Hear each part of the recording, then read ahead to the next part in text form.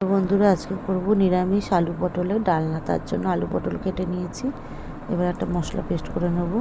এখানে নিয়েছি কিছুটা আদা কুচি, কিছুটা কাঁচা লঙ্কা, আর নেব একটু জিরের গুঁড়ো, অল্প করে 1 চামচ জিরের গুঁড়ো নেব, আর নেব 1/2 চামচ মতন ধনের গুঁড়ো।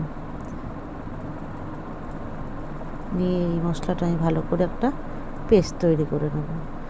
আর একটা বড় সাইজের টমেটো নিয়েছি।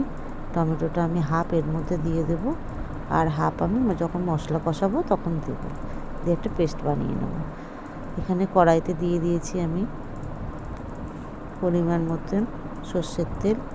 দিয়ে এবার আমি পটলগুলো লাল করে নুন হলুদ দিয়ে ভেজে নেব।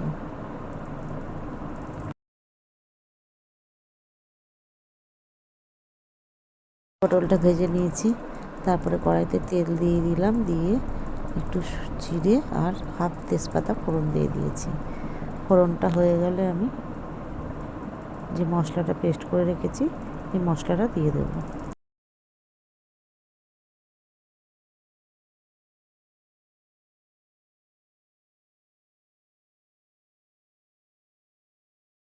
মশলাটা আমি দিয়ে দিয়েছি, দিয়ে যে হাফ টমেটোটা ছিল ওটা দিয়ে দিলাম, দিয়ে নুন আর হলুদ দেবো পরিমাণ মতন, দিয়ে ভালো করে মশলাটাকে কষিয়ে নেব।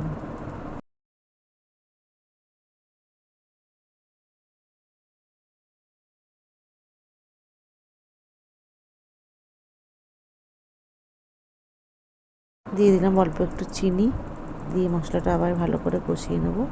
অল্প একটু গরম মশলার গুঁড়ো দিলাম।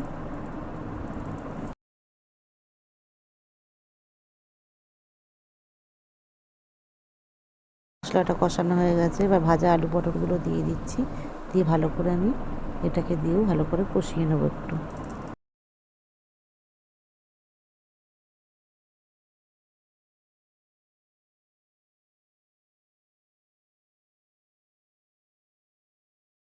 কষানো হয়ে গেছে, দিয়ে দিলাম পরিমাণ মতন জল, দিয়ে এবার আমি এটাকে ঢাকা দিয়ে 10 মিনিট মতন ফুটতে দেবো।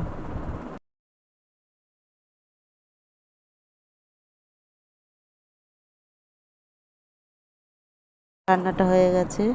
এবার আমি একটু ঘি আর গরম মশলা দিয়ে দিলাম, দিয়ে নামিয়ে নেবো। আমার রেসিপিটা ভালো লাগলে একটু লাইক, শেয়ার ও সাবস্ক্রাইব করে দিও।